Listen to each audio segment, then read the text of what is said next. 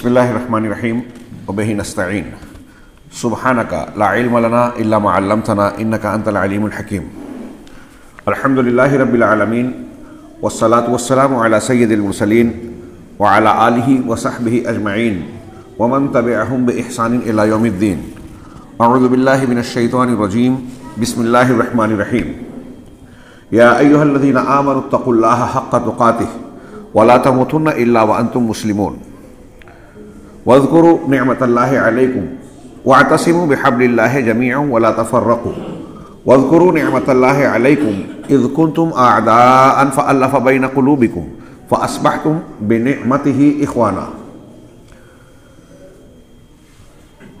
جمعیت اہل حدیث آکوٹ کے صدر محترم جناب عبدالرفیق صاحب حفظہ اللہ، علماء کرام، آکوٹ کے بزرگوں، بھائیوں، بارسی ٹاکلی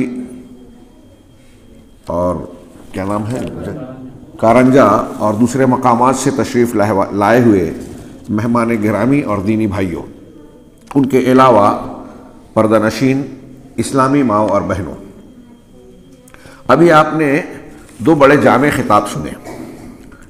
ایک قرآنی مسلمان، اس کی روشنی میں آپ نے یہ جانا کہ قرآن کو علم، عمل، تلاوت اور عقیدے اور منہج کے اعتبار سے جو بندے ہضم کر لیتے ہیں وہ دنیا کے سب سے بہترین اور مکمل انسان بن جاتے ہیں، جیسے صحابہ کرام بنے۔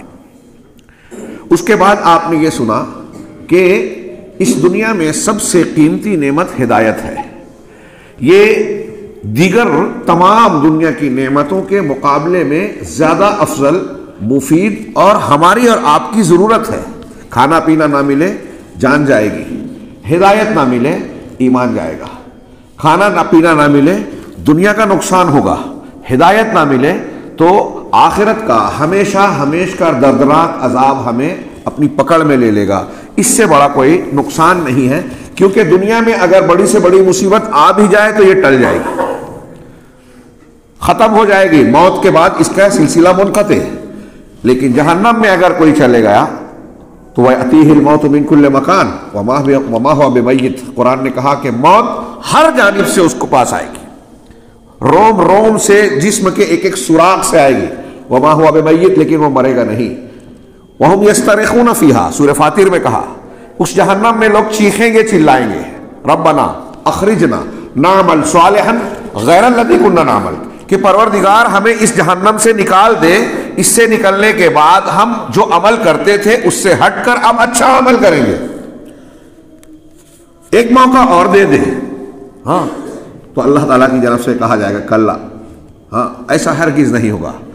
اولم نعمرکم ما یتذکر فیہ من تذکر، کیا ہم نے تم کو اتنی عمر اور موقع نہیں دیا تھا کہ جو شخص چاہتا نصیحت حاصل کر لے، سدھر جائے تو وہ نصیحت حاصل کر سکتا تھا۔ وجاءکم النذیر، اور تمہارے پاس ڈرانے والا بھی آیا تھا۔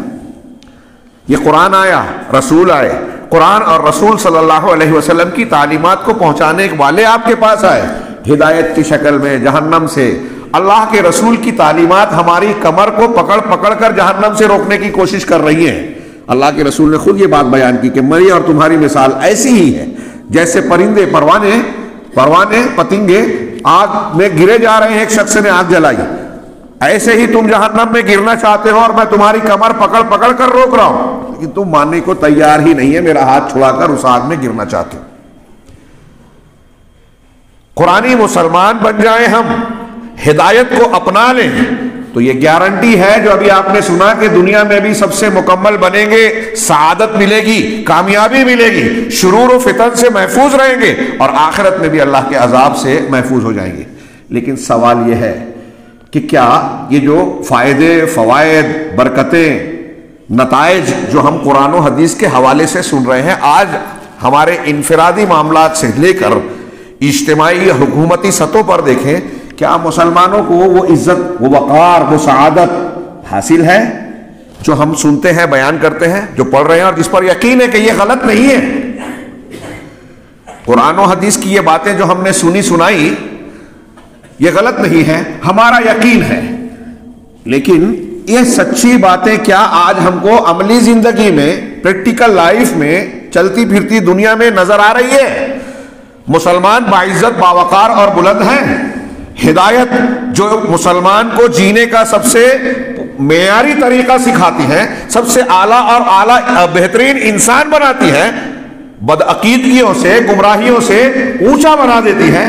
کیا مسلمان آج ایسا ہے اس ہدایت کی نعمت کے ساتھ کہ وہ دنیا کی رہنمائی کر سکے؟ اللہ تعالیٰ نے جو منصب دیا تھا کنتم خیر امۃ اخرجت للناس, تم دوسروں کے لیے برپا کی گئی پیدا کی گئی امت ہو, ہاں, جو تأمرون بالمعروف وتنہون عن المنکر, دوسروں کو نیکی کا حکم دے اور برائیوں سے روکے, ایک دوسرے کو خیر کی تلقین کرے. کیا وہ مقام مرتبہ قیادت کا, سیادت کا, دوسروں کو راستہ بتانے کا مسلمان ادا کر رہے ہیں یا اس لائق ہے کہ ادا کریں؟ اگر ہم آج اپنے گھر سے لے کر محلہ, پڑوس, بستی, شہر, ریاست, ضلع, ریاست اوپر جاتے جائیں اور دنیا کے نقشے پر منظرنامے میں مسلمانوں کی صورتحال دیکھیں تو ہر جگہ انتہائی دیگرگوں حالت ہے. ہندوستان پاکستان کے کچھ مسائل ہیں, یہاں ہم سوچتے ہیں کہ یہاں ہمارے ہاتھ میں حکومت نہیں ہے, دولت نہیں ہے, وسائل نہیں ہے, تو بہت سے ایسے ممالک ہیں جہاں پوری کی پوری حکومت, آبادی کی اکثریت تعلیم میں, سیاست میں, معیشت میں, ہر جگہ مسلمان آگے ہیں. لیکن دنیا میں صورتحال کیا ہے؟ مسلمانوں کے دشمن جب چاہتے ہیں کسی بھی مسلم ملک کی اینٹ سے اینٹ بجا دیتے ہیں, مسلمانوں کی جانوں کو کھلونے کی طرح ضائع کرتے ہیں, عزتوں کو, ہماری ماؤں بہنوں کی عزتوں کو لوٹتے ہیں, بچوں کے بلبلانے کی, بھوک سے مرنے کی, زخم اور بم کھا کر جو ہے تڑپ تڑپ کر موت کی آغوش میں جانے کی ایسی ایسی تصویریں آتی ہیں جسے دیکھ کر ایک مسلمان تو کیا ایک عام انسان کا دل بھی دہل جائے. ہاں, اقوام متحدہ, پینٹاگون, تل ابیب, ہاں, یورپ, امریکہ, اسرائیل, جتنے ممالک ہیں آج ہمارے سامنے یہ باتیں آتی ہیں کہ مسلمانوں کے خلاف سازشیں کر رہے ہیں. تھوڑی سی امید جاگتی ہے. ابھی کہتے ہیں کہ اسلام فوبیا سے متعلق امریکہ نے ایک قانون بنایا کہ مسلمانوں کے ساتھ ان کو بھی, چاہے وہ ظاہر کر رہے ہوں, منافقت ہو, پیچھے ان کا کوئی بھی مقصد ہو, ان کو بھی اس بات کا احساس ہے اور لوگوں کے سامنے اپنے انسانیت کا یہ دکھاوا کرنے کے لیے مجبور ہیں کہ واقعی مسلمانوں کے ساتھ دنیا کے مختلف گوشوں میں بے پناہ مظالم ڈھائے جا رہے ہیں. معیشت میں مسلمان انتہائی پچھڑ چکے, علم اور تعلیم میں ابھی ٹی وی چینل کی رپورٹ میں, اگرچہ وہ صحیح نہیں ہے لیکن کہا کہ مسلمان ہندوستان کی سب سے زیادہ جاہل قوم ہے. ہمارے لوگ بھی اس کو دہرانے لگتے ہیں کیونکہ دینی تعلیم کو وہ لوگ علم مانتے ہی نہیں ہے, تعلیم مانتے ہی نہیں ہے جو گورنمنٹ نہ مانے. اس اعتبار سے کہتے ہیں کہ مسلمان سب سے زیادہ پستہ ہے, سب سے زیادہ نیچے ہے تعلیمی اعتبار سے. آپ زندگی کی جس سطح پر دیکھیں, سیاسی منظرنامے میں کوئی مسلم لیڈر ہے ہی نہیں اور کسی کو بننے دیا ہی نہیں جاتا. اگر کوئی بنتا ہے, کوئی مخلص آئے گا تو 4 دن کے بعد وہ بھی الزامات کے گھیرے میں ہوگا, اس پر بھی منافقت, مسلمانوں کے مفادات کو بیچنے کا الزام لگے گا. یا تو جھوٹا ہوگا یا سچا ہوگا ضرور. لیڈرشپ کو پنپنے ہی نہیں دیا جاتا. اب جب اس قسم کے مسائل پر ہم نگاہ ڈالتے ہیں, غور کرتے ہیں, تو ہمیں اس کا حل نکالنے کے لیے جب کوئی ایک مسلمانوں کا خیر خواہ اور درد مند بات کرتا ہے, غور کرتا ہے, تو ایک نقطے پر آ کر ٹھہرتا ہے کہ اس کی سب سے بڑی وجہ مسلمانوں کا انتشار, افتراق, اختلاف ہے. کون سا اختلاف؟ تو سوال یہ بنے گا کہ کون سا اختلاف نہیں ہے, اختلاف کی کون سی شکل ہے جو آج مسلمانوں میں نہیں ہے. اختلاف فروعی مسائل میں, چھوٹی موٹی باتوں میں نقطۂ نظر میں ہونا فطری بات ہے, لیکن وہ اختلاف جو بغض اور دشمنی پیدا کرے, وہ اختلاف جو فرقہ بندی پیدا کرے, وہ اختلاف جو ایک دوسرے کے خلاف انسان کو نفرت کا پیکر بنا دے, اس کی قرآن و حدیث کی تعلیم میں, قرآنی تعلیم میں کوئی گنجائش نہیں ہے. لیکن مسلمانوں کا کوئی معاشرہ, کوئی فرقہ اس سے بری ہو, ایسا ہمیں نظر نہیں آتا. مسلمانوں نے اس بات پر اتفاق کر لیا ہے کہ اتفاق نہیں کریں گے. میرا عنوان ہے کہ ہم متحد کیسے ہوں, لیکن اس عنوان کو سمجھنے کے لیے اس کے ساتھ ساتھ آپ غور کیجئے کہ ہم منتشر کیسے ہیں, متفرق اور فرقہ فرقہ کیسے ہیں, کن اسباب کی بنیاد پر ہیں. ابھی آپ نے جو 2 خطاب سنا اس میں پنہا طور پر یہ بات بھی ضمنی طور سے آ گئی اور آ جانی چاہیے کہ قرآن کی تعلیمات اور صحیح ہدایت لوگوں کو متحد کرتی ہے. اجتماعیت، اتحاد، اس کا کیا معنی ہے؟ مسلمانوں کا باہم اس طرح سے ملنا کہ ایک دوسرے میں ضم ہو جائیں اور اکائی بن جائیں، ایک جسم کے مختلف پارٹ مسلمان بن جائیں، امت واحدہ ایک عمارت بن جائے جس کا بعض حصہ بعض کو تقویت پہنچتا ہے. یہ مضمون احادیث رسول میں موجود ہے. تو اس طریقے سے اکائی اختیار کرنا، وحدت اختیار کرنا، پوری امت کا ایک دھڑ بن جانا، یہ ہے اتحاد.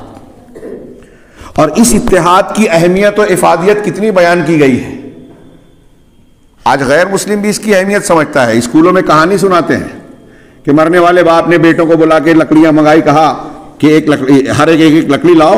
ہاں، لکڑیاں اکٹھا ہو گئی، سب کو اکٹھا باندھ کے کہا کہ توڑو. کسی نے نہیں، کوئی نہیں توڑ سکا. الگ الگ کر دیا، کہا اب توڑو. توڑ لیا. تو سمجھایا کہ دیکھو جب تم اکٹھا رہو گے تو کوئی تمہیں توڑ نہیں پائے گا، ہرا نہیں پائے گا، شکست نہیں دے پائے گا. ہاں، اور اگر تم الگ الگ ہو گئے تو کوئی بھی تمہیں آسانی سے توڑ دے گا، ختم کر دے گا. یہ دنیاوی اعتبار سے کہانیاں بتائی جاتی ہیں، اور اس کہانی کو یہود نے، نصارہ نے، ہنود نے، سب نے یاد کر لیا سوائے مسلمانوں کے. آج وہ حق کے خلاف متحد نظر آتے ہیں. ان کے یہاں چاہے وہ عارضی طور پر ہو، دلوں کا اتحاد نہ ہو، لیکن اسلام اور مسلمانوں کے خلاف کسی نہ کسی شکل میں اتحاد نظر آتا ہے. یہود نے معافی مانگی، نصارہ نے، جو یہود کو کبھی معاف نہیں کر سکتے تھے، ان کے نزدیک حضرت عیسیٰ علیہ الصلوۃ والسلام یسوع مسیح کے قاتل ہیں، وہ یہودی صلیب پر چڑھانے والے، ان کے عقیدے کے مطابق ان کو کیا معاف کر سکتے ہیں. لیکن مسلمانوں کے خلاف اتحاد کرتے ہوئے کچھ سالوں پہلے، کچھ دہائیوں پہلے، نصارہ نے کہا کہ ہم تمہارا یہ گناہ معاف کرتے ہیں، مل جل کر اسلام کا مقابلہ کرتے ہیں. اور آج کس طریقے سے وہ مل جل کر کرتے ہیں ہم دیکھ رہے ہیں. حالانکہ موقع جب ملتا ہے تو یہود تلمودی تعلیمات کی بنیاد پر ان کو بھی نہیں چھوڑتے اور کسی کو بھی نہیں چھوڑتے، مگر وہ اتحاد کی کچھ نہ کچھ شکلیں نکالتے ہیں اپنے مقاصد کے حصول کے لیے، اور اسلام اور مسلمانوں کو توڑنے کے لیے، کمزور بنانے کے لیے. اپنی تہذیب اور دینی جنگ کے اندر مسلمان ان کے سامنے کھڑا نہ رہے، کھڑا نہ ہو سکے، اس کے لیے ہر ممکن کوشش کرتے ہیں. ہمارے یہاں اس بات کا اعتراف اور شعور ہے کہ مسلمان منتشر ہے، مسلمان متفرق ہے. تو یہ سوال اٹھتا ہی ہے، کوئی پہلی مرتبہ یہ سوال نہیں اٹھا کہ ہم متحد کیسے ہوں. متحد کیسے ہوں، اس کے متعدد نکات اور پہلو بیان کیے جاتے ہیں. اللہ تبارک و تعالیٰ نے قرآن مجید میں جو ارشاد فرمایا، ہمارے ہاں کے تلاوت کلام پاک سے جو مجلس کا آغاز ہوا، میں نے انہی آیتوں کو پڑھ لیا، اختیار کر لیا. سورہ آل عمران کی مشہور آیتیں. اللہ تبارک و تعالیٰ نے پہلی آیت میں کہا، یا ایھا الذین آمنوا اتقوا اللہ حق تقاتہ ولا تموتن الا وانتم مسلمون. اے ایمان والو، اللہ سے ڈرو، تقوی اختیار کرو. کیسے؟ ویسے جیسے تقوی اختیار کرنے کا حق ہے. اختصار کے ساتھ اس کی تفصیل میں جب یہ آیت نازل ہوئی، صحابہ کو شاک گزرا اور کہا کہ ہم تو انسانی بشری تقاضے کے مطابق کمزوریوں کے سے گھرے ہیں، ہم اللہ کے تقوی کا حق کیسے ادا کر سکتے ہیں. اللہ کے رسول کے پاس آئے، اللہ نے ایک اور آیت اتاری اور فرمایا، فاتقوا اللہ ما استطعتم. جتنی تمہاری طاقت ہے اللہ سے اتنا ڈرو، اتنا تقوی اختیار کرو. اللہ ہماری اپنی طاقت سے بڑھ کر ہم کو پابند نہیں بناتا، مکلف نہیں کرتا. لا یکلف اللہ نفسا الا وسعها. تو اللہ سے ایسے ڈرو جیسے ڈرنے کا حق ہے. ولا تموتن الا وانتم مسلمون. اور یاد رکھو، دیکھو، تمہاری موت نہ آئے مگر اس حال میں کہ تم مسلمان رہو. ہم میں آپ میں سے کوئی جانتا ہے کب مرے گا، کہاں مرے گا؟ جی جانتا ہے کوئی؟ نہیں جانتا. اب اللہ کہہ رہا ہے کہ تمہاری جب بھی موت آئے تو ایسے آئے کہ تم مسلمان رہو. اس کا مطلب کیا ہوا کہ ہمیں پتہ نہیں ہے موت کب آئے گی، اور اللہ کہہ رہا ہے کہ جب آئے تو تم مسلمان رہو. اس کا مطلب ہے کہ ہر وقت اپنے آپ کو اسلام پر قائم رکھو، اسلامی تعلیم سے ہٹ نہ جاؤ. کبھی بشری تقاضے سے کوئی غلطی برائی ہو جائے تو توبہ بعد میں کر لوں گا، جوانی میں کیا ہے تو بڑھاپے میں معافی مانگ لوں گا، حج کرنے جاؤں گا تو گناہوں سے پیچھے ہٹ جاؤں گا. یہ سوچ کر ٹالو مت. یہ سوچو کہ ابھی ہم نے آنکھ بند کی، اگلے لمحے میں اگر ملک الموت آ گیا تو ہماری موت آ جائے گی. اور اللہ کہہ رہا ہے کہ اسلام کی حالت میں تمہاری موت آنی چاہیے، لہذا میں مسلمان رہوں. فوراً غلطی ہوئی توبہ کرے، سچی توبہ. ولا تموتن الا وانتم مسلمون. قرآن کی اس آیت کا، سورہ آل عمران کا یہ حصہ، ایک آیت یہ پڑھی، اس آیت میں اللہ نے کہا تقوی اختیار کرو جتنی تمہاری طاقت ہے، ایک بات، اور مسلمان مرو تو مسلمان مرو. جب اس پر ہم عمل کریں گے تو قرآنی مسلمان بن جائیں گے، یعنی ہم اپنے آپ کی اصلاح کر بیٹھیں گے، تقوی پرہیزگاری آ جائے گی. تقوی میں پورے دین پر عمل کرنا شامل ہے. تقوی کی تشریح اور معنی میں لعلکم تتقون کی تشریح آپ رمضان المبارک میں خوب سنتے ہیں. تقوی کیا ہے؟ دل سے تعلق رکھتا ہے، پوری شریعت پر عمل کرنے سے تعبیر ہے. جو اللہ اور رسول اللہ صلی اللہ علیہ وسلم نے احکامات دیے ہیں کہ ایسا کرو، ان کو بجا لانا، اور جن سے کہا ہے کہ ایسا نہ کرو، منع کر دیا ہے، ان سے اپنے آپ کو روک لینا. یہ ہے تقوی. اب تھوڑی دیر کے لیے سوچئے کہ یہ تقوی ہے کیا ہمارے اندر؟ یہ فرسٹ اسٹیپ ہے مسلمانوں کی تربیت، اسلامی سماج، گھر کی اصلاح اور تعمیر کے لیے. آپ اتحاد کیسے ہو والی بات پر اسٹیپ پہ اگلا اسٹیپ ہے یہ. اتحاد کے لیے پہلے افراد کی تربیت ہونی چاہیے، اسلام کی بنیاد پر، دین کی بنیاد پر، اللہ کے ڈر کی بنیاد پر، جو ابھی آپ نے سنا توحید اور سنت کی بنیاد پر، لا الہ الا اللہ محمد الرسول اللہ کی بنیاد پر. میں شاید بعد میں بھول جاؤں یہی یہ جملہ کہوں کہ ابھی آپ سن رہے تھے لا الہ الا اللہ کے فوائد، کہ یہ لا الہ الا اللہ اگر آدمی معنی اور مطلب کے ساتھ کہتا ہے تو اس کے اندر مختلف خوبی آتی ہے. اللہ تبارک و تعالیٰ پر توکل، اللہ کو نفع اور نقصان پہنچانے کا مالک سمجھنا، روزی مانگے تو صرف اللہ سے، ڈرے تو صرف اللہ سے، امید کرے تو صرف اللہ سے. یہ توحید جب آئے گی تو یہی توحید انسانوں کے اندر اتحاد پیدا کرنے کا جذبہ پیدا کرے گی. کہ جب کلمہ لا الہ الا اللہ آپ بھی پڑھ رہے ہیں، میں بھی پڑھ رہا ہوں، آپ بھی معبود اور رب اللہ کو مانتے ہیں، اسی کی شریعت کو ماننے کے دعوے دار ہیں، تو اس کا ایک تقاضا یہ ہے کہ اللہ جس چیز کو پسند کرتا ہے ہم بھی پسند کریں، جس چیز کو ناپسند کرتا ہے ہم بھی ناپسند کریں. جس کو الحب فی اللہ والبغض فی اللہ کہا جاتا ہے، اللہ کے لیے محبت، اللہ کے لیے نفرت. یہ توحید کی تکمیل ہے، اسلام کا سب سے مضبوط کڑا ہے. اوثق اور الاسلام، پسند ناپسند اللہ کے تابع ہو جائے، یہ توحید کی تکمیل ہے. اگر اللہ تبارک و تعالیٰ کہہ رہا ہے کہ اپنی محبوب چیز اللہ کے راستے میں قربان کر دو تو پیچھے نہ ہٹیں. ابراہیم علیہ السلام سے کہا بیٹے کی گردن پر چھری چلا دو، چلا دی. بیوی بچے کو بے آب و گیا وادی میں چھوڑا ہے. یہ ہے توحید. جب یہ توحید آئے گی تو اتحاد کیسے ہوگا سوال بہت آسان ہو جائے گا. کہ جو کہہ رہا ہے اللہ تبارک و تعالیٰ کہ ایک دوسرے کا تعاون کرو. ابھی آپ نے سنا کہ اخوت کا رشتہ قائم کرتا ہے اسلام.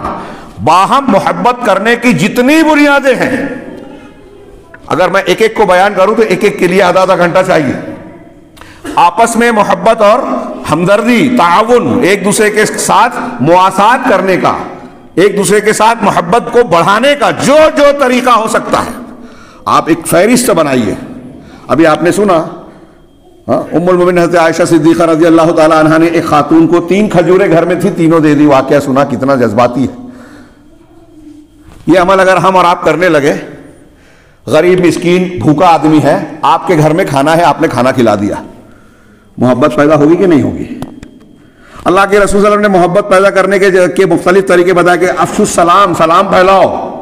ہاں، سلام پھیلنے سے تم آپس میں ایک دوسرے کی محبت پیدا ہوگی. صلہ رحمی کرو، کوئی غلطی کر دے معاف کر دو.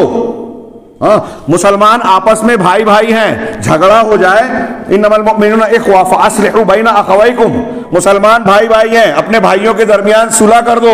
میاں بیوی کے درمیان جھگڑا ہو تو قرآن کی کئی آیتیں ہیں جو کہتی ہیں کہ ایک آدمی اس گھر کا ایک آدمی اس گھر کا، دونوں میں صلح پیدا کر دے گا. صلح خیر، صلح بہتر ہے. اللہ کے رسول صلی اللہ علیہ وسلم اور قرآن بھی کہتا ہے کہ مسلمانوں آپس کے اختلافات کو ختم کر لو، اصلاح ذات البین. اللہ کے رسول صلی اللہ علیہ وسلم نے فرمایا کہ کیا میں تم کو نماز، روزہ، حج، زکات اور امر بالمعروف نہی عن المنکر سے بھی زیادہ بڑی نیکی کی نشاندہی نہ کروں؟ صحابہ نے کہا کیوں نہیں، بتائیے. نماز روزہ، یہ نوافل، نماز روزے سے بھی زیادہ اہمیت کی حامل چیز، کیا میں تم کو نہ بتاؤں؟ صحابہ نے کہا بتائیے. کہا ہاں، اصلاح ذات البین، آپس کے معاملات اور جھگڑوں کو نپٹانا، درست کرنا. فإن إفساد ذات البین هي الحالقة. وفي بعض الروایات ورد انه قال کہ انی لا اقول کہ انها تحلق الراس بل تحلق الدین او کما ورد فی الحدیث. اللہ کے رسول نے کہا کہ فساد اصلاح ذات البین نماز روزے حج زکات سے زیادہ فضیلت والی ہے، نفلی عبادات سے زیادہ افضل اور اہم عبادت ہے، نیک کام ہے۔ دو مسلمان بھائیوں میں جھگڑا ہے، ملائیے، ملانے کے لیے جھوٹ بولنا پڑے تو جھوٹ بولنا یہاں نیکی ہے، جبکہ جھوٹ بولنا گناہ کبیرہ ہے عام حالات میں۔ کتنی بڑی بات ہے لوگوں کو ملانا، اتحاد میں محبت پیدا کرنا، ایک دوسرے کو ملانے کا معاملہ کتنا عظیم الشان ہے۔ اللہ کے رسول نے فرمایا کہ اصلاح ذات البین یہ ان نیکیوں سے بہتر ہے، اور لوگوں کے درمیان فساد ڈالنا، غیبت چغلی کر کے، الزام تراشی کر کے، کسی سے آپ کو نفرت ہے، جماعت میں کہیں اختلاف ہو گیا تو اب ہوا ہمارے پارٹی میں نہیں ہے تو اس کے تعلق سے لوگوں میں نفرت پھیلائیں، وہ چاہے دین کی بات کر رہا ہو، نہیں اس کو تقریر مت کرنے دینا، درس مت دینے دینا، کسی خاص آدمی کو نہیں بول رہا ہوں، یہ کامن بات کہہ رہا ہوں، یہ ایک عمومی مزاج ہے جو بتاتا ہے کہ ہمارا قرآن حدیث دین اور آخرت سے کتنا گہرا تعلق ہے، لا الہ الا اللہ ہمارے دلوں میں کتنی گہرائی میں ہے، نہیں ہے گہرائی میں۔ ہم اس کے فائدے اور فوائد بیان کرتے ہیں، جیسے اسکولوں میں آج کل فیشن بن گیا ہے، علم اور تعلیم کی خوب برکتیں بیان کرتے ہیں، لیکن بغیر ڈونیشن کے کسی غریب سے غریب کا داخلہ نہیں لیں گے۔ یہ تعلیمی مافیا بن کر تعلیم کے فوائد اور فضائل بیان کرتے ہیں، لیکن تعلیم کو بیوپار بنا کر رکھا ہے۔ ایسا ہی معاملہ ہمارے یہاں ہے، دین کا نام لیتے ہیں، دین کے اقتدار پر بننے بیٹھنے کے لیے بےتاب اور بے چین ہے۔ ہر جگہ دیکھیے، وہ امیر بننا چاہتا ہے، وہ فلاں بننا چاہتا ہے، دوسروں کو آگے بڑھنے نہیں دینا چاہتا، لیکن زمین کی حقیقتیں جو ہے، دین کے تقاضے جو ہیں، آپ ذمہ داری لے کر بیٹھے ہیں، لیکن اس ذمہ داری کا تقاضا ہے، آج ہماری جماعت کے ذمہ داروں کو ہماری جماعت کے زمین کی خبریں ہیں، ہمارے بھائیوں نے بتایا فلاں جگہ امام کی ضرورت ہے، فلاں جگہ یہ مسئلہ ہے، مسجد میں فلاں چیز کی ضرورت ہے، ہمارے بچے تعلیم سے محروم ہیں، ان کی تعلیم کا انتظام نہیں ہے۔ ذمہ دار کو اس پر نہیں سوچنا ہے، صرف اقتدار بنا کر فوٹو کھینچنا ہے۔ تو اللہ کے نبی صلی اللہ علیہ وسلم فرمایا کہ آپس میں فساد ڈالنا، اختلاف پیدا کرنا، لوگوں میں دوریاں پیدا کرنا، یہ مٹا دینے والا ہے، ہلاک کر دینے والی چیز ہے۔ اور اللہ کے رسول نے بعض روایتوں میں اس میں اضافہ ہے، صحیح روایت ہے سنن کی، بعض روایتوں میں اضافہ ہے کہ آپ نے کہا کہ میں یہ نہیں کہتا کہ یہ مونڈنے والی، صاف کر دینے والی، سر کے بال کو مونڈنے والی ہے، یہ دین کو مونڈ دینے والی چیز ہے۔ آپس میں اختلاف پیدا کرنے کی جو کوشش کرتے ہیں نا، ان کا دین نہیں ہے۔ لکھ لیجئے کہیں، روزہ نماز کر رہے ہیں، فضائل پر عمل کر رہے ہیں، لیکن مسلمانوں میں فتنہ اور فساد ڈال رہے ہیں، اختلاف پیدا کر رہے ہیں، تفرقے کو ہوا دے رہے ہیں، تو رسول اللہ صلی اللہ علیہ وسلم فرما رہے ہیں کہ یہ عمل دین کو مٹا دینے والا، جیسے بال کو استورا مونڈتا ہے نا، اس طرح یہ ایک عمل دین کو مونڈ دینے والا ہے۔ تو میں عرض یہ کر رہا تھا، یہ اشارتاً اختصار کے ساتھ تذکرہ صرف آیا کہ اللہ کے رسول صلی اللہ علیہ وسلم اور شریعت اسلامیہ نے اتحاد کی جتنی بنیادیں ہیں سب کو مضبوطی سے بنایا، بلکہ میں عرض کروں اللہ کے اس گھر میں پوری ایمانداری سے علی وجہ البصیرہ، دلیل کی بنیاد پر، کہ اسلامی نظام نے، قرآن و حدیث نے اتحاد و اتفاق کی جتنی تعلیم دی، جتنی اہمیت بتائی اور جتنی بنیادیں فراہم، دنیا کے کسی مذہب میں نہیں دی۔ کوئی مذہب اتنی اتحاد و اتفاق کی، اجتماعیت کی تعلیم نہیں دیتا۔ اور افسوس کی بات ہے کہ جب ہم یہ بات کہتے ہیں تو شرمندہ ہوتے ہیں کہ ایک طرف یہ کہہ رہے ہیں کہ اسلام سے بڑھ کر اس تعلیم میں کوئی ہے ہی نہیں، اور دوسری طرف یہ دیکھ رہے ہیں، جھیل رہے ہیں، برت رہے ہیں کہ مسلمانوں سے زیادہ اختلافات، انتشار کہیں ہے ہی نہیں۔ عملی اعتبار سے اس کا کیا مطلب ہے کہ لا الہ الا اللہ محمد رسول اللہ ہمارا کہنا ہم پر اثر انداز نہیں ہو رہا ہے، ہم پر اثر ڈال نہیں رہا ہے۔ یہ لا الہ الا اللہ کے فوائد میں یہ کہہ رہا تھا کہ جیسے آپ نے کچھ چیزیں سنی، اس سے محبت اللہ کے لیے، نفرت اللہ کے لیے، اگر مجموعی طور سے ایک لفظ میں کہیں تو اتحاد توحید کا ایک نتیجہ ہوتا ہے اخلاص۔ اخلاص اگر آ گیا تو اتحاد ہو جائے گا، اور جہاں جہاں اتحاد نہیں ہے یہ سمجھ لیجئے اخلاص نہیں ہے، توحید اور اتباع سنت کا صحیح جذبہ نہیں ہے، اخلاص ہوگا، اللہ کا ڈر ہوگا، قیامت کے دن کی جواب دہی کا احساس ہوگا، تو بڑے بڑے جھگڑے 5 منٹ میں ختم ہوں گے، لیکن ہمارے جھگڑے سالہ سال ختم نہیں ہوتے۔ ہم اس پر تھوڑا سا آگے بات کریں گے۔ اتحاد، اجتماعیت کتنی اہمیت کی حامل ہے۔ ابھی میں نے کسی مقام پر اجتماعیت کے موضوع پر خطاب کرتے ہوئے ذکر کیا کہ وہ آپ بارہا سنے ہیں، ایک بات، پہلی بات کہ اسلام کی جتنی عبادات اور احکامات ہیں سب میں آپ دیکھیں گے اجتماعیت کا تصور اور تعلیم موجود ہے. نماز، روزہ، حج، زکوٰۃ، ہاں جتنی دیکھ لیجئے، جتنے فرائض اور ارکان اسلام ہے کوئی انفرادی نہیں ہے. والمؤمنون والمؤمنات بعضهم اولیاء بعض، مومن مرد اور عورتیں بعض ایک دوسرے کے اولیاء ہیں، دوست ہیں، مددگار ہیں. مرد کے ساتھ عورتوں کو بھی کہا، خواتین کو بھی کہا. آگے کیا کرتے ہیں یہ ولایت دینی ہے. غیر مسلم سے بھی ہمارا لین دین، تعلقات، تجارت، لین دین ہو سکتا ہے. قرض بھی اللہ کے رسول ہم نے لیا غیر مسلم سے، یہودی سے. لیکن مسلمانوں سے جو ہمارا تعلق ہے وہ عام تعلقات، دوسروں کے تعلقات سے اونچا ہے. یہ رشتہ خونی رشتے سے بڑھ کر ہے. یہ توحید کا، اور توحید کی بنیاد پر ولا اور برا ہوتا ہے، جو میں ابھی بیان کر رہا تھا. اگر توحید والا بندہ ہے، ہماری چمڑی گوری ہے اور افریقہ کے کسی آدمی کی کالی ہے لیکن وہ بھی کلمہ پڑھتا ہے تو وہ ہمارا بھائی ہے. اور ہماری چھت کے نیچے رہنے والا اگر مشرک ہے تو ہمارا بھائی نہیں ہے. لا تجد قوما یؤمنون باللہ والیوم الآخر یوادون من حاد اللہ ورسولہ. آپ ایسے لوگوں کو نہیں پائیں گے جو اللہ اور آخرت کے دن پر ایمان رکھتے ہیں، وہ ایسے لوگوں سے محبت کریں جو اللہ اور اس کے رسول کے دشمن ہو. وَلَوْ كَانَ آبَاءَهُمْ، اگرچہ وہ ان کے باپ دادا ہوں، ان کے بیٹے ہوں، ان کے بھائی بند ہوں، ان کے خاندان کے لوگ ہوں. اسی لیے غزوہ بدر میں جب مقابل کے طور پر اسلام کا مقابلہ کرنے کے لیے باپ آیا تو ابو عبیدہ بن جراح نے باپ کے گردن اڑا دی. حضرت عمر فاروق نے اپنے سگے ماموں کو کاٹ دیا کہ یہ اللہ اور اس کے رسول کے دشمن بن کر، اسلام کے دشمن بن کر آئے ہیں، نہیں چلے گا. تو عرض یہ کرنا ہے کہ ہمارے ولا اور برا، دوستی، دشمنی اور تعلقات کی بنیاد یہ توحید ہے، یہ ولایت دینیہ ہیں. اور جب یہ رشتہ قائم ہو گیا تو اللہ نے فرمایا کہ والمؤمنون والمؤمنات بعضهم اولیاء بعض. مومن مرد اور عورتیں ایک دوسرے کے دوست ہیں، مددگار ہیں. کیسے ہیں؟ کیسے دوست ہیں؟ یأمرون بالمعروف وینہون عن المنکر، نیکی کا حکم دیتے ہیں اور برائی سے روکتے ہیں. غور فرمائیے، اس میں مردوں کے ساتھ عورتوں کو بھی کہا جا رہا ہے. عورتیں اور خواتین اپنے دائرے میں رہتے ہوئے اسلامی آداب کے ساتھ نیکی کا حکم دیں گی، برائیوں سے روکیں گی. پوچھا جائے گا، وہ اگر اپنے اولاد کو غلط تعلیم تربیت کر رہی ہیں تو پوچھا جائے گا، برائی پر سپورٹ کر رہی ہیں تو سوال کا جواب دینا پڑے گا. نیکی کا حکم دیتے ہیں، برائیوں سے روکتے ہیں. اس میں ایک دوسرے کے معاون ہیں. اب سوچئے ایک معاشرے کا حقیقت میں جو اللہ نے بیان فرمایا، اگر ہمارے سماج میں صرف یہ ایک چیز ہو جائے کہ کوئی بڑا آدمی یا کوئی بھی ذمہ دار آدمی، چھوٹا بڑا، کسی کو برائی کرتا ہوا دیکھے اور یہ اس کوشش میں لگ جائے کہ اس سے میں روکوں، کیسے بھی جیسے ممکن ہو سکے.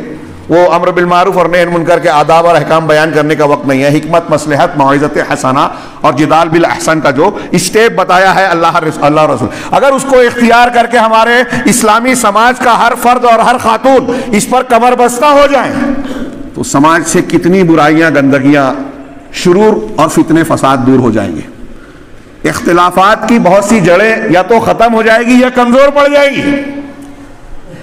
نیکی کا حکم، برائی سے روکنا. نیکی کے کاموں میں دوسرے مقام پر فرمایا تعاونوا علی البر والتقوی ولا تعاونوا علی الاثم والعدوان. تقوی اور نیکی کے کاموں پر ایک دوسرے کی مدد کرو، گناہ کے کاموں پر اور ظلم کے کاموں پر ایک دوسرے کی مدد نہ کرو. کیا ہم کرتے ہیں؟ کسی کو اگر برائی کرتا ہوں کہ اس میں مددگار نہیں بنوں گا. اللہ کے رسول نے کہا انصر اخاک ظالما او مظلوما، بخاری کی روایت ہے. اپنے بھائی کی مدد کرو، ظالم ہو یا مظلوم. صحابہ نے پوچھا کہ مظلوم کی مدد تو سمجھ میں آتی ہے، ظالم کی کیسے کی جائے؟ تو کہا ظالم کو اس کے ظلم سے روکا جائے. اگر ہمارے سماج میں یہ جو دو باتیں، تین باتیں میں نے ایک دوسرے کی تشریح میں پیش کیا، امر بالمعروف نہی عن المنکر، برا نیکی پر تعاون کرنا، برائی سے روکنا، ہاں، اور ظلم سے ایک دوسرے کو روکنا اس میں شامل ہے. یہ چیزیں اگر ہمارے سماج میں زیر عمل آ جائیں، اس کو ہم توجہ دے کر سنجیدگی سے عمل کرنے لگے تو ہمارے سماج کی بہت ساری جو ہے نحوستیں، خرابیاں، اللہ کی ناراضگیاں، عذاب کی کیفیتیں اور دشمنوں کی چالیں جو کامیاب ہو رہی ہیں وہ ناکام ہو جائیں گی. تو یأمرون بالمعروف وینہون عن المنکر ویقیمون الصلاۃ ویؤتون الزکاۃ. مومن مرد اور عورتیں ایک دوسرے کے بھائی ہیں، دوست ہیں، اولیاء ہیں. نیکی کا حکم دیتے ہیں، برائی سے روکتے ہیں. نماز قائم کرتے ہیں. اکیلے گھر میں نہیں پڑھتے، کوئی عذر ہو الگ بات ہے. لیکن یہاں عورتوں کا بھی ذکر ہے اور نماز کے قیام میں ان کا بھی تذکرہ ہے. عورتیں مسجد آئیں گی کہ نہیں آئیں گی؟ ہاں، قرآن میں حضرت مریم علیہ السلام کے بارے میں اللہ نے کہا کہ وسجدی ورکعی، کیا ہے، ورکعی مع الراکعین، کہ سجدہ کرو اور رکوع کرو رکوع کرنے والوں کے ساتھ، یعنی نماز پڑھو نماز پڑھنے والوں کے ساتھ۔ قرآن کی آیت کہہ رہی کہ حضرت مریم عورت ہے لیکن کہہ رہے ہیں کہ جماعت میں شریک ہو، جماعت سے نماز پڑھے۔ قرآن حدیث سے، صحابہ خلفائے راشدین سے، سب سے ثابت ہے عورتوں کو مسجد سے جوڑا جائے، مسجد آئیں تو روک نہیں سکتے، ان کی نماز گھر میں پڑھنا افضل ہے، بالکل صحیح بات ہے، لیکن اگر وہ مسجد میں آنا چاہیں تو کوئی مرد یہ اختیار پاور نہیں رکھتا، اللہ کے رسول نے کسی کو یہ اتھارٹی نہیں دی کہ اپنی بیوی کو روک دے ہوئے مسجد نہیں جا سکتے۔ اللہ کے رسول نے صاف کہا لا تمنعوا اماء اللہ عن بیوت اللہ، اللہ کی بندیوں کو اللہ کے گھروں سے نہ روکو۔ آپ نے دروازہ ہی بند کر دیا، انتظام ہی نہیں ہے۔ یہ بھی انتشار بے دینی اور دین سے دوری کی ایک بہت بڑی وجہ ہے۔ خواتین میں شرک، بدعت، خرافات کے پنپنے کا ایک بہت بڑا سبب ہے، دینی تربیت سے دور رہنے کی ایک بہت بڑا وجہ ہے۔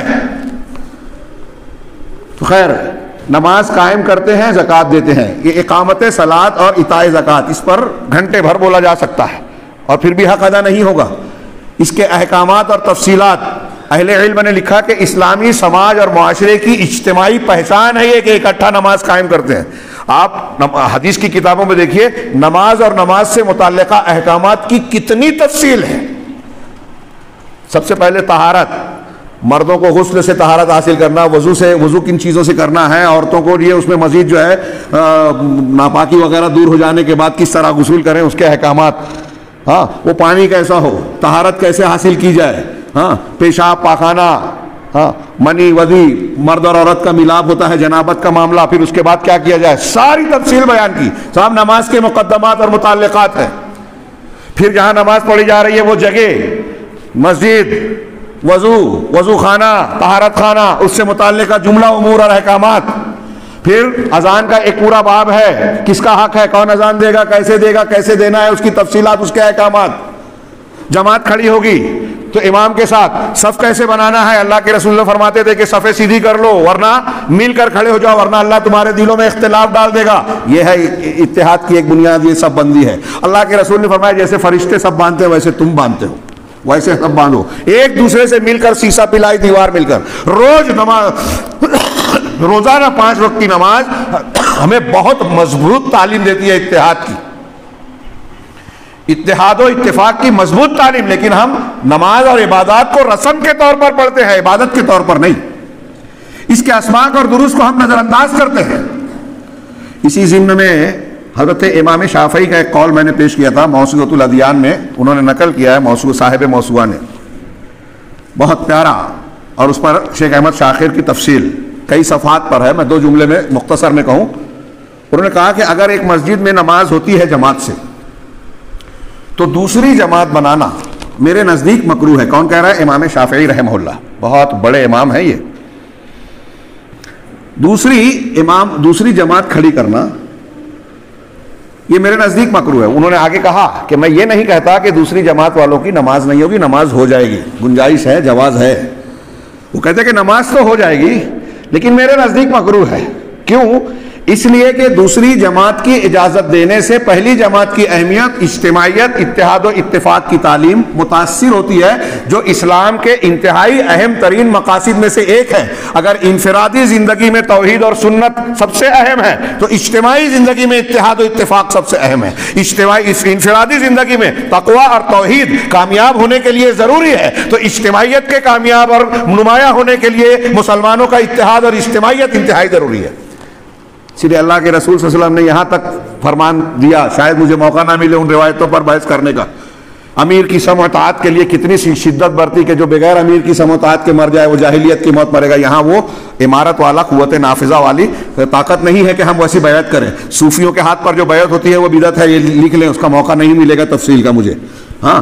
لیکن مسلمانوں کا جو بھی اجتماعی ڈھانچہ ہے اس کو اکٹھا رہنے کا طریقہ اور تعلیم اسلام میں موجود ہے، یہاں تک کہ اللہ کے رسول نے فرمایا کہ سفر میں 3 لوگ ہوں تو ایک کو امیر بنا لیں۔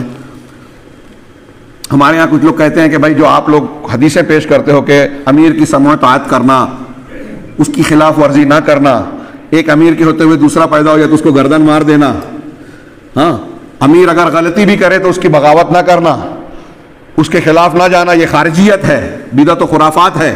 مسلمانوں کی امت واحدہ کو پارا پارا کرنا اور ان کے اتحاد و اتفاق کو نقصان پہنچانا ہے. ہاں جب تک کھلا ہوا کفر، کوئی حدیثیں کہتی ہیں کھلا ہوا کفر نہ دیکھو اس وقت تک امیر کی مخالفت نہ کرو. تو لوگ کہتے ہیں کہ یہ تو اس امیر کے لیے ہے نا جو مسلمانوں کا امیر المومنین اور خلیفۃ المسلمین ہو، جس کے پاس قوت نافذہ ہو، جو جہاد کر سکتا ہو، زکوٰۃ وصول سکتا ہو، جس کے پاس طاقت ہو. ٹھیک ہے، صحیح بات ہے، لیکن 3 آدمی اگر اکٹھا ہو تو ایک امیر بنا لو. کیا وہ 3 آدمی جو ایک امیر بنائیں گے وہ چوری کرنے پر ہاتھ کاٹتا ہے، حد جاری کرتا ہے، حد شرعی؟ نہیں. یہ اجتماعیت کا نظام کہ آپ کم سے کم تعداد میں بھی ہوں اور اجتماعیت کا جو بھی ڈھانچہ قائم کر سکتے ہو وہ قائم کریں. تو نماز، روزہ، حج، زکوٰۃ یہ سب ہم کو اس کی تعلیم دے رہی ہے. اور میں اس ضمن میں بتا رہا ہوں کہ روزانہ نماز یہ نہیں کہا گھر میں پڑھو، اقامت کا اس کی تفصیلات بیان کی. تو میں امام شافعی کا قول بیان کر رہا تھا کہ وہ کہتے ہیں کہ یہ مکروہ ہے، ناپسندیدہ ہے. اس ضمن میں شیخ احمد شاکر رحمہ اللہ نے بہت لمبی تفصیل بیان کی اور یہ بتایا کہ یہ امام شافعی کی فقاہت دین کے مقاصد پر ان کی گہری بصیرت کی علامت ہے کہ وہ دین کے مقصد جو انتہائی اہمیت کی حامل بات ہے اور فرائض دین میں سے اس کی طرف رہنمائی کر رہے ہیں امام شافعی کہ یہ اجتماعیت اور جماعت فرائض دین میں سے ہے اور اس کو نظر انداز کرنے سے مسلمانوں میں انتشار اور افتراق پیدا ہوتا ہے، جماعت پارا پارا ہوتی ہے، مسلمانوں کا جسم اور امت کا دھڑا کمزور ہوتا ہے. چنانچہ انہوں نے اس کے نتیجے میں بتایا کہ ہمارے یہاں مصر میں ایسا ہوتا تھا کہ مسلکی اختلاف کی بنیاد پر لوگوں نے ایسا شروع کر دیا کہ ہم اپنے فلاں امام کے پیچھے نماز پڑھیں گے. اب ایک آدمی مسجد میں آیا، اس کا امام نہیں کوئی اور نماز پڑھا رہا ہے تو وہ انتظار کرتا تھا کہ یہ چلا جائے، میرا امام آئے، جب وہ پڑھائے گا تو میں اس کے پیچھے نماز پڑھوں گا. امام شیخ احمد شاکر نے کہا، بہت بڑے سلفی عالم مصر کے گزرے ہیں، انہوں نے کہا کہ یہ تو ہمارے مصر کا حال تھا. کچھ سالوں پہلے تک حرم میں یہ معاملہ تھا کہ ایک ہی حرم میں جس کو اللہ تبارک و تعالیٰ نے تمام مسلمانوں کا قبلہ اور مرکز اتحاد بنایا تھا، اسی مرکز اتحاد میں شیطان نے، ابلیس نے یہ چال چلی کہ حنفی، شافعی، مالکی، حنبلی کے 4 مصلے مقام ابراہیمی اور جو اللہ کے رسول کا مصلی تھا اس سے ہٹ کر 4 مصلے بنا دیے اور چاروں امام الگ الگ، 4 جماعتیں کھڑی ہو رہی ہے حرم کے اندر. ہمارے شہر کے ایک عالم دین شیخ عبدالصبور رحمانی رحمہ اللہ شخصیت تھے، وہ اس کا ذکر کر کے کہتے تھے کہ شیطان ابلیس یہ صورتحال دیکھ کر اللہ کو کہتا ہوگا، مذاق اڑاتا ہوگا کہ دیکھ اللہ تعالیٰ جس کو تو نے اتحاد کا مرکز بنایا تھا، وہ کسی سلف کا قول نقل کرتے تھے، جس کو تو نے اتحاد کا مرکز بنایا تھا اسی مرکز میں تیری امت کو میں نے تقسیم کر دیا، بانٹ دیا. احمد شاکر کہتے ہیں کہ یہ 2 جماعتیں 3 جماعتیں جو امام شافعی نے مکروہ سمجھی ہے اس میں یہ نقطہ ہے اور یہ بہت سارے مسلمان، بہت سارے اہل حدیث، بہت سارے علماء سمجھنے کو تیار نہیں ہیں. میں نے ابھی گزشتہ دنوں ترجیحات کے موضوع پر دیا کہ ہمارے یہاں ترجیحات کا مزاج اور شعور قرآن و حدیث کی روشنی میں ہے ہی نہیں. کہاں کس چیز کو ترجیح دینا، جس کو فقہ الدعوہ کہتے ہیں. آپ نے 50 مرتبہ واقعہ سنا ہوگا، علامہ ابن تیمیہ کے ساتھی نے تاتاری آدمی کو شراب پینے سے روکنے کی کوشش کی، ابن تیمیہ نے اس کو بلایا واپس اور کہا کہ کیا کر رہے ہو، اس کو تم شراب پینے سے منع کر رہے ہو. اللہ تعالیٰ نے مسلمانوں کو شراب اور نشہ پینے سے اس لیے منع کیا کہ یہ اللہ کے ذکر سے اور نماز سے روکتی ہے، آپس میں بغض و عناد پیدا کرنے کا ذریعہ بنتی ہے. لیکن یہ تاتاری جب شراب پی رہے ہیں تو ان کے نشے میں رہنے کی وجہ سے لوگوں کی جان مال محفوظ رہے گی. اگر یہ ہوش و حواس میں رہیں گے تو لوگوں کی جان مال کو نقصان پہنچائیں گے اور خاص طور سے مسلمانوں کو. وہ جنگ کی حالت تھی مسلمانوں اور تاتاریوں کی، لہٰذا ان کو نہ روکو، یہ نہ روکنا اچھا ہے. کہاں کون سی نیکی کرنا چاہیے اس کا شعور ہمیں ہونا چاہیے. حضرت عبداللہ ابن مسعود رضی اللہ تعالیٰ عنہ نے عثمان غنی سے بحث کی میدان منی میں کہ حج کے دوران منی میں 2 رکعت نماز پڑھنا، ظہر اور عصر کی 2 رکعت پڑھنا، یہ سنت ہے. عثمان غنی رضی اللہ تعالیٰ عنہ صحابی رسول، خلیفہ ثالث، اور ان کے کیا کیا فضائل ہیں. انہوں نے کہا کہ میں اپنے آپ کو یہاں مقیم سمجھتا ہوں اور پوری نماز پڑھنا صحیح مانتا ہوں. حضرت ابن مسعود نے ان سے بحث کی، کافی دیر بحث کی. اس کے بعد حضرت عثمان غنی رضی اللہ تعالیٰ عنہ نے نماز پڑھائی، امیر ہونے کی حیثیت سے امامت فرمائی، 4 رکعت پڑھائی. حضرت عبداللہ ابن مسعود نے ان کے پیچھے 4 رکعت پڑھی. نماز کے بعد لوگوں نے سوال کیا ابن مسعود سے کہ ارے ابھی تو آپ کہہ رہے کہ سنت 2 رکعت ہے اور ابھی آپ نے 4 پڑھی. کہا میں اب بھی یہی کہتا ہوں کہ سنت 2 رکعت ہے، لیکن عثمان غنی خلیفہ ہیں، ان کی سمع و طاعت فرض ہے اور یہ ان سے الگ ہو کر نماز پڑھنا یہ اختلاف ہوتا. الخلاف شرون، حضرت ابن مسعود کے اس واقعے کی روشنی میں جو سبق جو تعلیم ہم کو ملتی ہے اس کی ضرورت عوام تو عوام، خواص اور علماء کو بھی ہے، اور ہمارے ہاں جمعیتوں اور جماعتوں کے جو ذمہ دار بننے اور ٹھیکیدار بننے کی کوششیں کرتے ہیں اور اس کے لیے مرے جاتے ہیں، ان کو یہ سمجھنے کی ضرورت ہے کہ دین کسے کہتے ہیں۔ ذاتی مفادات کو نہیں، امت، قوم، جماعت، دین کے مقصد کو، اس کو ترجیح دینا دین ہے۔ اللہ کے یہاں جواب دینا ہوگا، یہ اللہ کا ڈر ہوگا نا تو آدمی کے اندر یہ شعور آئے گا۔ حضرت ابن مسعود نے کہا کہ الخلاف شر، اختلاف بری بات ہے۔ ہاں، امام احمد بن حنبل اور بعض دوسرے علماء کا بھی قول ہے کہ اگر اللہ کی طرف سے مجھے یہ بات معلوم ہو جائے کہ تمہاری ایک دعا دے رہا ہوں، ایک دعا قبول ہوگی، تو میں یہ دعا اپنے لیے، اپنے گھر والوں کے لیے نہیں مانگوں گا، میں یہ مانگوں گا کہ پروردگار مسلمانوں کی اجتماعیت کو قائم رکھنے اور اس کے امیر کو تو بھلا کر، اچھا کر، اس لیے کہ مسلمانوں کا امیر اگر صحیح ہوگا تو پوری قوم کو فائدہ ہوگا، اور اگر میں اپنے لیے اللہ سے کچھ مانگوں تو میرے گھر والوں کے لیے ہوگا۔ کتنی بڑی بات ہے، کتنی اہم بات ہے، یہ دین کی گہرائیاں ہے۔ یہ وہ بولتا ہے جو قرآن حدیث جانتا ہے، جس کا لا الہ الا اللہ محمد رسول اللہ کلمہ زبان سے نہیں دل سے نکلتا ہے، جو اس کے معنی مفہوم کو سمجھتا ہے، جس کو جہنم کا ڈر ہے، صرف دکھاوا نہیں کرتا، اس کو احساس ذمہ داری ہوتا ہے کہ اگر میں عہدہ لے کر بیٹھا ہوں، میں اگر مسلمان بن کر بیٹھا ہوں تو لا الہ الا اللہ محمد رسول اللہ کا حساب دینا پڑے گا۔ یہ احساس اس سے صحیح کام کرواتا ہے، اور اس کے سامنے جب اتحاد کے نسخے بیان کیے جائیں گے تو وہ قبول کرے گا۔ تو میں عرض کر رہا تھا کہ جتنے بھی دین کے فرائض ہیں، دین کی تعلیمات ہیں اسلامی، آپ دیکھیں گے کہ ہر جگہ آپ کو اتحاد وحدت المسلمین کی تعلیم ملے گی، اور لوگوں نے کہا کہ توحید رب کا لازمی نتیجہ ہے توحید المسلمین۔ رب کی توحید اگر آپ کے دل و دماغ میں ہے تو اس کا نتیجہ یہ آئے گا زمین پر کہ مسلمانوں میں توحید ہو، یعنی اتحاد ہو، اکائی ہو، لازمی نتیجہ۔ اگر مسلمانوں میں اتحاد نہیں ہے اور اختلاف کی بنیادوں کو توڑ کر کوئی طبقہ، کوئی فرقہ، کوئی گروہ، کوئی شخصیت تیار نہیں ہے متحد ہونے کے لیے، تو اس کا یہ یقینی، وہ مانے نہ مانے، یہ طے شدہ بات ہے کہ اس کے اندر رب کی توحید نہیں ہے۔ مطلب ایک دم سے نہیں، اس کی توحید کے تقاضے کو اس نے سمجھا ہی نہیں ہے۔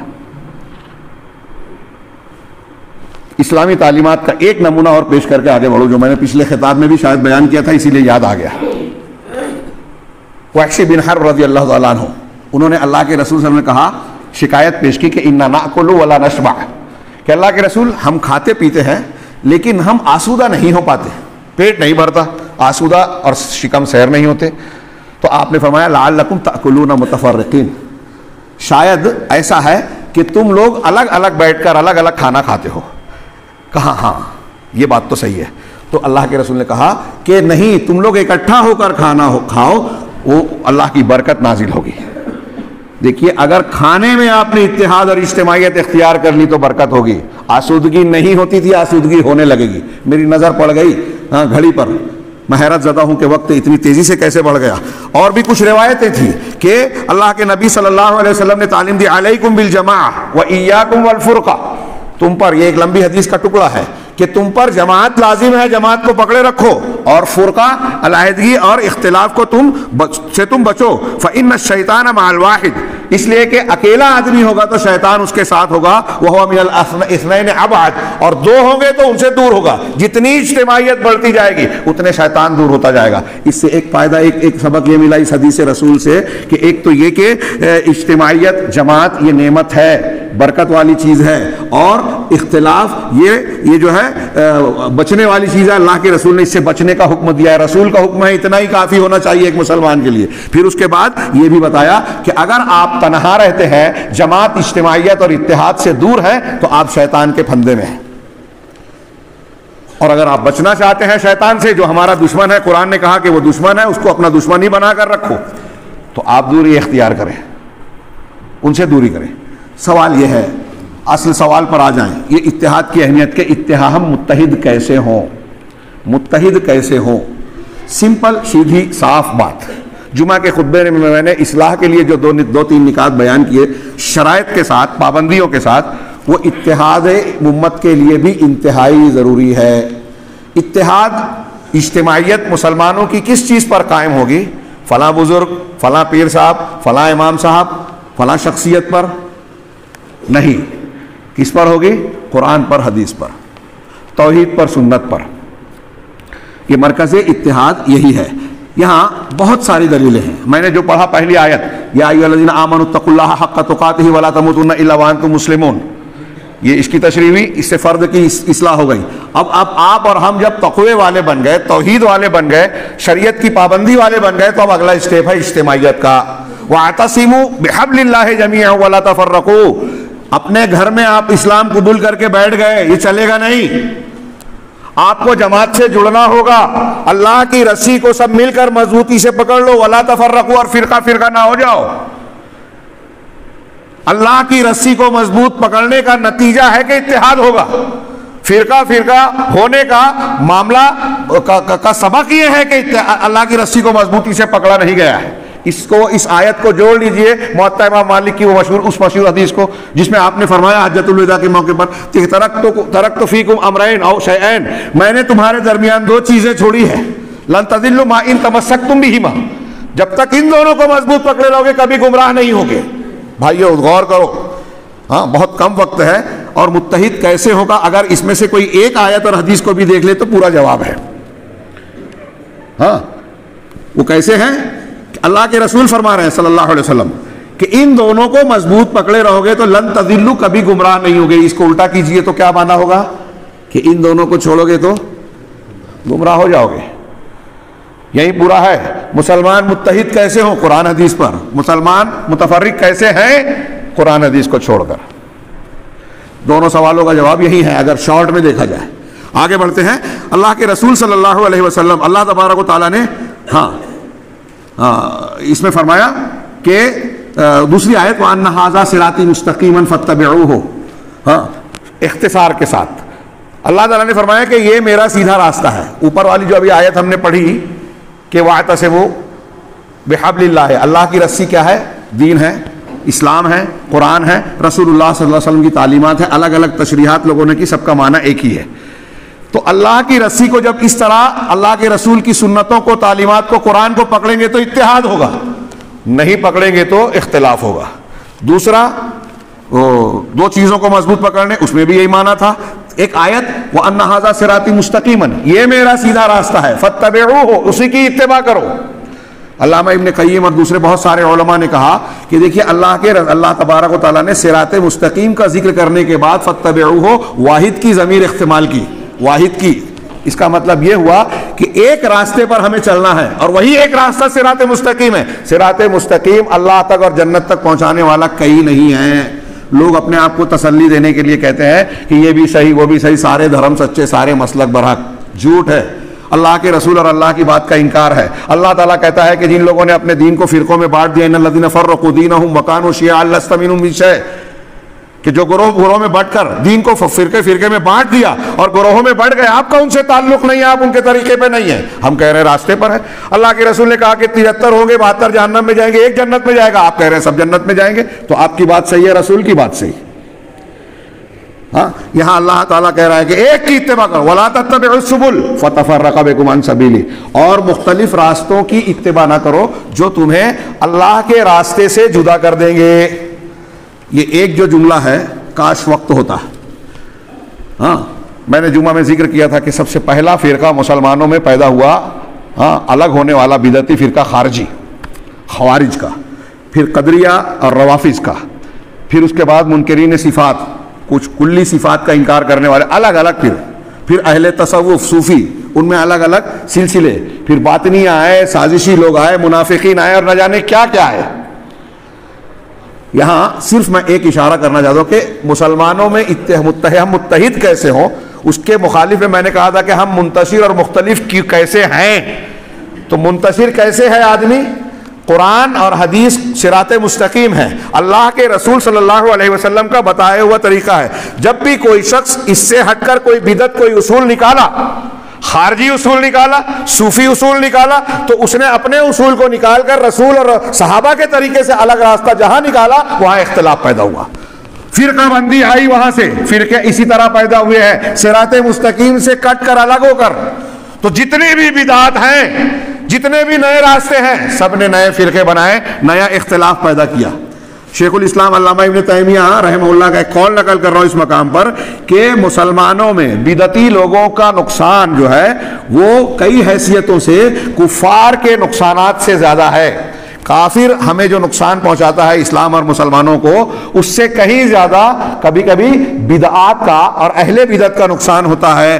ہاں، اس لیے کہ کافر کی پکڑ اور اسلام پر براہ راست نقصان پہنچانے کا جو ذریعہ ہوتا ہے اس کے مقابلے میں کافر دور ہوتا ہے. بدعتی زیادہ ڈائریکٹ مسلمانوں اور اسلام کو نقصان پہنچاتا ہے، مسلمانوں کو تقسیم کرتا ہے، اس کی قوت کو بانٹتا ہے، اس پر ضرب لگاتا ہے، دعوت و تبلیغ کے عمل کو نقصان پہنچاتا ہے. ہر اعتبار سے بدعتی کافر سے زیادہ نقصان دہ ثابت ہوتا ہے. اور پھر آگے اس شیخ الاسلام علامہ ابن تیمیہ کا یہ قول نقل کر کے ایک عرب عالم نے کیا بات کہی کہ میں نہیں جانتا کہ اللہ کے رسول صلی اللہ علیہ وسلم نے خوارج کو کلاب النار، جہنم کے کتے کیوں کہا تھا. صحیح حدیثوں میں ہے کہ ان کو کہا ہے کہ جہنم کے کتے، وہی خوارج، ہاں، جن کی نمازیں دیکھ کر تم اپنی نماز کو، صحابہ سے کہا تھا اللہ کے رسول نے، تم اپنی نماز کو ان کی نماز کے سامنے، اپنے روزے کو ان کے روزے کے سامنے، اپنی تلاوت کو ان کے تلاوت کے سامنے کمتر سمجھو گے. میں نے جمعہ میں خطبہ میں ذکر کیا، دین سے ایسے نکل جائیں گے جیسے تیر شکار کو چیر کر نکلتا ہے. ان خوارج کے بارے میں اللہ کے رسول نے فرمایا کہ جہنم کے کتے ہوں گے. ان کی اس حالت کو دیکھ کر آج کل ہمارے ہاں کچھ لوگ ایسی ظاہری چیز دکھاتے ہیں تو ہمارا نوجوان لائک کرنے لگتا ہے. بدعت و خرافات اور منہج میں اگر بگاڑ ہے تو کوئی کتنا بھی مشہور ہو جائے، کتنی بھی بڑی تفسیر لکھے، تدبر لکھے، تفہیم لکھے، ہاں، خلافت و ملوکیت کے نام پر صحابہ کرام کو نشانہ بنائے، رافضیوں کا اعلی کار بنے، کوئی انجینئر ہو، کوئی ندوی ہو، کوئی فلاں ہو، نام اور شہرت کی بنیاد پر ہم کسی کو اچھا برا نہیں کہیں گے. یہ اللہ کے رسول کہہ رہے ہیں کہ خارجیوں کی نماز بہت اچھی ہوگی تمہاری نماز سے، لیکن ملے تو مار ڈالنا، قتل کر دینا. اور ان کو کہا کہ یہ جہنم کے کتے ہیں. عرب عالم نے کہا کہ میں نے سوچا، غور کیا کہ اللہ کے رسول نے ان کو جہنم کے کتے کا لقب کیوں دیا. تو غور کرنے پر مجھے جو سمجھ میں آیا، عالم کہہ رہے ہیں، انہوں نے اپنے طور پر کہا کہ یہ میری سمجھ ہے، ہو سکتا ہے میں غلطی پر ہوں، کہ یہ بدعتی جتنے بھی ہیں مسلمانوں میں اور خوارج، یا صرف خارجیوں کی بات، خارجیوں کو کہا، لیکن جو خارجی اور ان کے نہج پر چلنے والے ہیں ان کا طریقہ یہ ہوتا ہے کہ خود مسلمانوں کو کافر اور کافر اسلام سے خارج قرار دینے کی پوری کوشش کرتے ہیں، اور اس بنیاد پر مسلمانوں کی جان مال کو مار دینا، قتل کر دینا، عورتوں کو نشانہ بنانا، اس کو جائز سمجھتے ہیں. یہاں تک کہ آپ دیکھیں کہ اہل بدعت ایک دوسرے کو کافر کہتے ہیں. غور فرمائیے آپ. ہاں، شاید وقت ہو گیا ہے، چٹھی دے رہے ہیں، ہے گنجائش نا؟ یہ کچھ تھوڑا سا وقت لیتا ہوں، لیکن یہ اہم پہلو ہے، ہاں، کہ مسلمانوں ہم متحد کیسے ہوں، اور یہ غور کریں کہ ہم منتشر کیسے ہیں، متحد کیسے ہوں پر گفتگو ہوتی ہے، اور لوگ کیوں نہیں مانتے میں وہ بیان کرنا چاہتا ہوں. نسخہ بھی معلوم ہے لیکن لوگ ماننے کے لیے تیار نہیں ہے. تو خوارج کی یہ جو بات بیان کی گئی کہ وہ اہل بدعت کا آج معاملہ دیکھیے کہ جو بدعت ہے مسلمانوں میں، جو بدعتی ہیں، ایک قبر پرست ہے، اپنے علاوہ سب کو کافر کہہ رہے ہیں. خارجی جدید دور کے خارجی، ہاں، سید قطب صاحب جن کو لوگ شہید کہتے ہیں، ان کی فی ظلال القرآن ہمارے جماعت اسلامی کے بھائیوں کے سامنے بولو تو بہت حیرت زدہ رہ جاتے ہیں. ارے سید قطب صاحب کو بول دیا. علماء اسلام لکھتے ہیں وہ ادیب تھے، لوگوں نے ان کو فقیہ بنا دیا، دینی آدمی، قرآن حدیث والے آدمی تھے ہی نہیں. اور نتیجہ کیا نکلا؟ مولانا مودودی صاحب کی کتابوں سے جو متاثر ہو کر اس پر آگے بڑھتے گئے اور یہ حل کیا کہ دنیا کے جتنے مسلمان ہیں اپنے مسلک اور موقف کے ماننے والوں کے علاوہ سب کو انہوں نے کافر قرار دیا. اللہ کے گھر میں بول رہا ہوں، حوالے موجود ہیں، فی ظلال القرآن، معالم فی الطریق، اور ان کی کئی کتابیں ہیں جس میں انہوں نے صاف صاف لکھا کہ اذان، اقامت، نماز سب ہو رہی ہے لیکن پھر بھی یہ کافر ہیں. ہم مسلمان ہے ہی نہیں ان کے فتوے کے مطابق، صاحب کو کافر بنا دیا. یہی خارجیت ہے. خارجیوں نے حضرت علی، حضرت امیر معاویہ، حضرت مغیرہ، مسئلہ تحکیم میں جتنے لوگ شریک تھے اور متعدد صحابہ اور اہل بیت کو انہوں نے کافر کیا، قرار دیا، اور حضرت علی کا قتل کیا.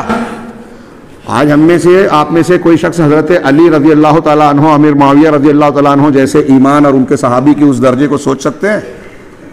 کوئی وہاں تک پہنچ سکتا ہے؟ بڑے سے بڑا ولی پیر نہیں پہنچ سکتا، کوئی ایک صحابی کے درجے کو بھی نہیں پہنچ سکتا. ان کو کافر قرار دیا. ایسے ہی جدید دور کی یہ خارجیت علماء کو، حکام کو، مسلمانوں کو کافر قرار دیتی ہے. جس نے ووٹ ڈالا وہ کافر، جس نے فلاں کام کیا وہ کافر، اور پھر الزام ڈالتے ہیں کہ سلفی لوگ انتہا پسند اور تشدد پسند ہے. ابھی جب میں نے یہ کہا تو بعض ہمارے دوست احباب جمع کر کے مولانا صاحب بہت تشدد ہے آپ میں. شدت پسندی. آپ پورے مسلمانوں کو کافر قرار دے رہے ہو, آپ صحابہ کو نہیں بخش رہے ہو, آپ سلف کو نہیں بخش رہے ہو, قرآن حدیث کی تعلیمات میں گڑبڑ کر رہے ہو, خارجیت کو اختیار کرتے ہو, جہمیت کو مسلمانوں میں بیان کر رہے ہو, اللہ کی صفات کا انکار کر رہے ہو, مختلف قسم کی گمراہیاں پھیلا رہے ہو. آپ معتدل ہیں اور آپ کا رد کرنا شدت پسندی ہے, انتہا پسندی ہے. لوگوں نے زاویے چینج کر دیے. لہٰذا اگر مسلمانوں میں اتحاد و اتفاق پیدا کرنا ہے, میں یہ بات بولنے جا رہا ہوں بات کو سمیٹ کر کھینچ کر, تو بدعت و خرافات کا رد کرنا ہوگا. مسلمانوں میں اختلاف کی وجہ کیا ہے؟ سب سے بڑی وجہ شرک ہے. اس کے بعد دوسری سب سے بڑی وجہ فرقہ بننے کی ہے, بدعت ہے. لہذا اگر ہم متحد کیسے ہوتے ہیں؟ تو یہ بات تو سبھی کہتے ہیں کہ قرآن حدیث پر. اب قرآن و حدیث کو کیسے ماننا ہے؟ توحید کو ماننا ہے. جب آپ توحید کو مانیں گے تو شرک کا رد ہوگا. شرک اور توحید ساتھ ساتھ تو نہیں چل سکتے نا, چلے گے؟ اگر توحید ہے تو شرک کا انکار, توحید اور شرک ساتھ ہے تو یہ آپ کی توحید توحید ہی نہیں ہے. لوگوں نے توحید کو, ایمان کو جانا ہی نہیں ہے. ابھی ہمارے یہاں عربوں میں یہ ہوتے ہیں, یہاں دروس کا سلسلہ جاری کیجیے, پڑھائیے لوگوں کو, جوان بوڑھوں عورتوں بچوں کو نواقض ایمان کیا ہے, لا الہ الا اللہ کن چیزوں سے ٹوٹ جاتا ہے, لا الہ الا اللہ کو ماننے کی شرطیں کیا ہے, لا الہ الا اللہ کے تقاضے کیا ہیں. اور ایسے ہی محمد الرسول اللہ, لوگ لا الہ الا اللہ محمد الرسول اللہ پڑھتے ہیں اور اس کے خلاف ایسا کام کرتے ہیں جس سے ان کا لا الہ الا اللہ محمد الرسول اللہ ٹوٹ جاتا ہے, بیکار ہو جاتا ہے, ان کو پتہ بھی نہیں. فضائل پر محنت کر رہے ہیں, رات رات بھر جاگ کے نوافل پڑھ رہے ہیں, تسبیحات پڑھ رہے ہیں, نصاب پورا کر رہے ہیں, لیکن ایک نیکی ایک برائی ایسی کرتے ہیں کہ سارے پر پانی پھر جاتا ہے. اور جب اس پر ٹوکا جائے تو ارے ہمارے پیر صاحب, ہمارے مولوی صاحب نے جو بیان کیا ہے آپ اس کے خلاف بول رہے ہو. تو یہ جو ان کے پیر صاحب اور ان کے مولوی صاحب نے جو بدعت بتائی ہے, اس بدعت کی وجہ سے اہل حق سے لڑ رہے ہیں. اس لیے اختلاف کی وجہ کیا ہے؟ بدعت ہے. تو مسلمانوں میں متحد کیسے ہو؟ قرآن حدیث پر, توحید اور سنت پر. یہ شارٹ جواب, اس کی 2-3 دلیلیں میں نے بیان کی. اور اختلاف اس سے بڑھ کر یہ دیکھیں کہ مسلمانوں میں اختلاف کن چیزوں سے ہوتا ہے. ٹائم بڑھ گیا ہے, میں ایک بات شرک سے, بدعت سے, اس کی دلیلیں, اس کی تفصیل کسی موقع سے انشاءاللہ آگے بڑھوں کہ جن کے یہاں شرک بدعت نہیں ہے. اب جو ہمارے یہاں کچھ لوگ اہل حدیث کہلا رہے ہیں لیکن کسی سے ملنے کو تیار نہیں ہے, کسی کا گھر میں بھائی سے جھگڑا ہے, جماعت میں جھگڑا ہے, ہاں 2 جماعتیں ہمارے ہاں بنی ہوئی ہے, دونوں قرآن حدیث کو ماننے والے, دونوں قرآن حدیث کو ماننے والے, ہاں, اور ملنے کے لیے تیار نہیں ہے. میں بھی اس میں شامل ہوں, لیکن اللہ تعالیٰ نے کہا ہے کہ مسلمان بھائی بھائی ہیں, ان میں اگر اختلاف ہو جائے تو ملا دو. میرا بھی اختلاف ہے, ہمارے سامنے آتے ہیں کچھ لوگ ملانے کے لیے, بہت اچھی بات ہے, لیکن اصلاح کرنے کے لیے, اختلاف مٹانے کے لیے کیا بات کرتے ہیں؟ اگر آپ ساس بہو کا جھگڑا ہو, بھائی بھائی کا جھگڑا ہو, اور جائیں ایک آدمی ظالم ہے ایک آدمی مظلوم ہے, تو آپ اس سے کیا کہیں گے؟ ٹھیک ہے جو ہے چھوڑ دو, پیچھے کی بات مت نکالو, ایک ہو جاؤ, ختم. یہ ہو گئی صلح. یہ اسلامی شرعی صلح نہیں ہے. فَأَصْلِحُوا بَيْنَهُمَا بِالْعَدْلِ, قرآن نے کہا, پڑھیے جا کے قرآن, کہ اختلاف جن کے درمیان ہے نا, ان کے درمیان انصاف کے ساتھ صلح کراؤ. انصاف ہونا چاہیے.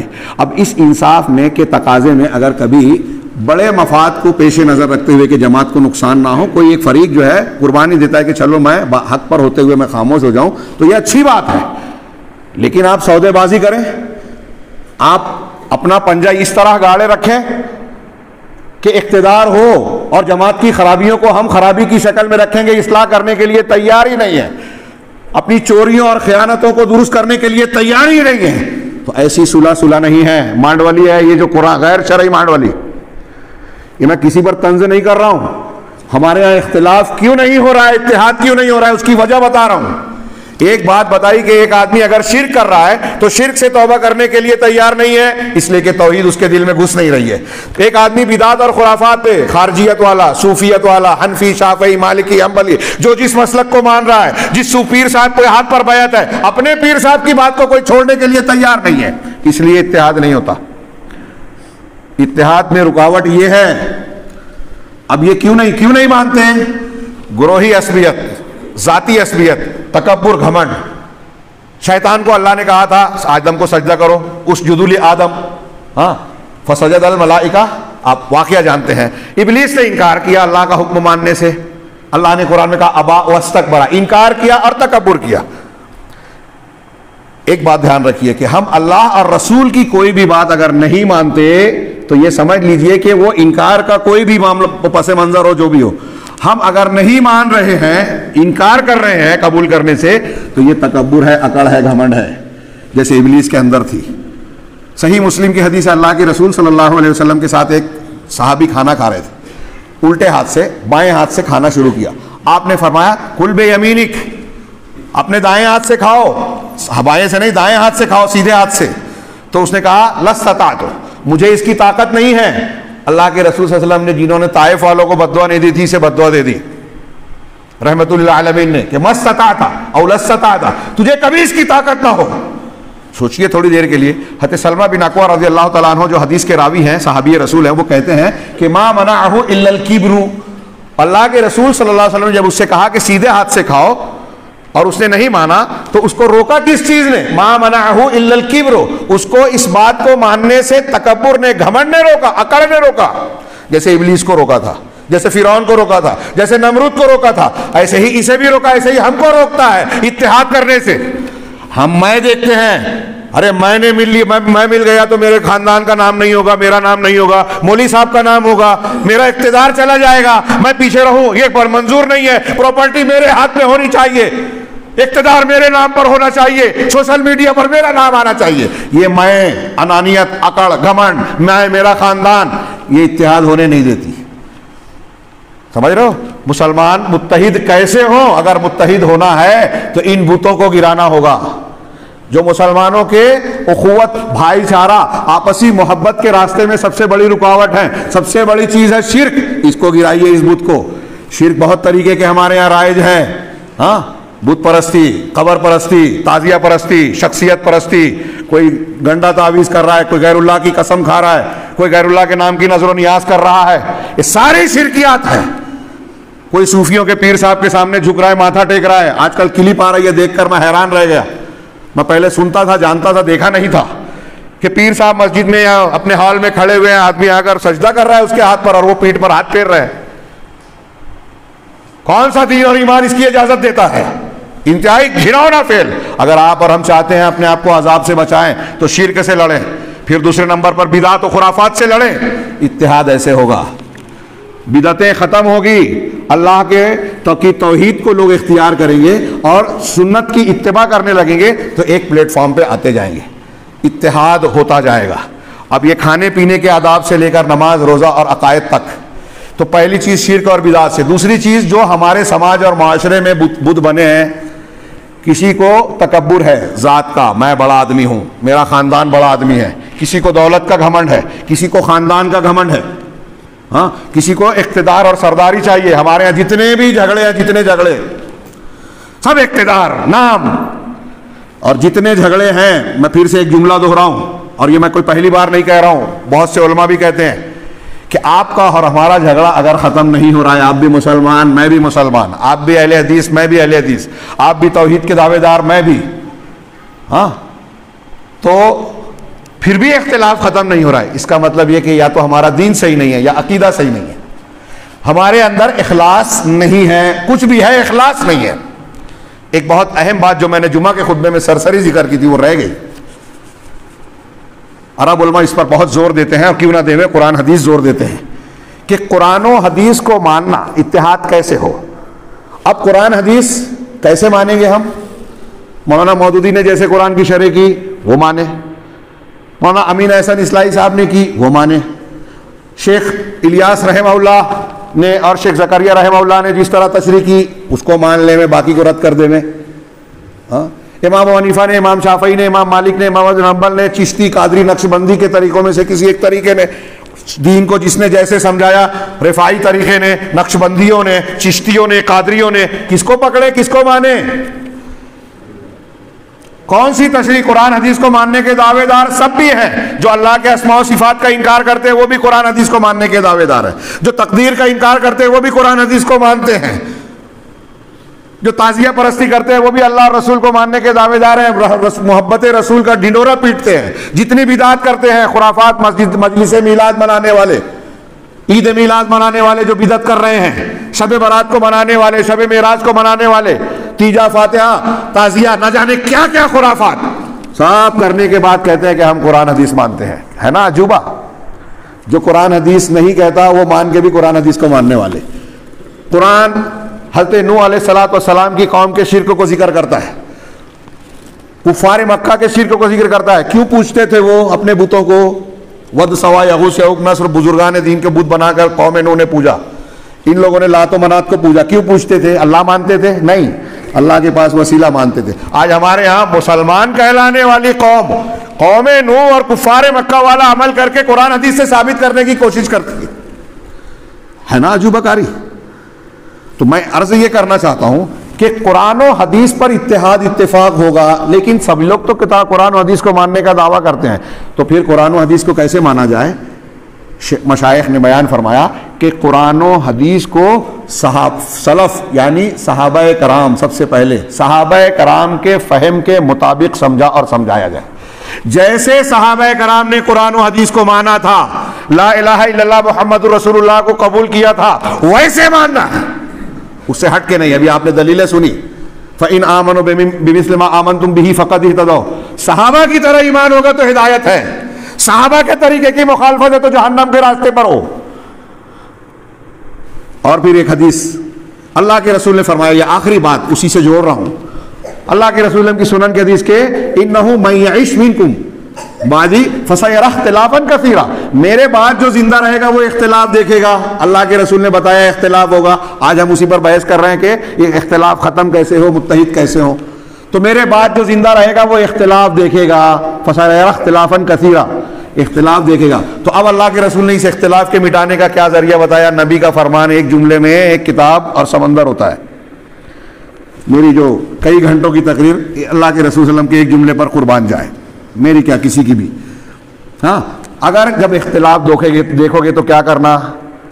فلاں دانشور کو پکڑنا, فلاں شہید کی کتابوں کو پڑھنا, فلاں پیر صاحب اور فلاں سلسلے میں بیعت ہو جانا. نہیں, اللہ کے رسول نے کلیئر بتایا ہے, ہم نہیں مانے تو یہ ہمارا قصور ہے. فعلیکم بسنتی, تو تم پر لازم ہے میری سنت. اختلاف ہوگا تو اللہ کے رسول کی سنت بچائے گی.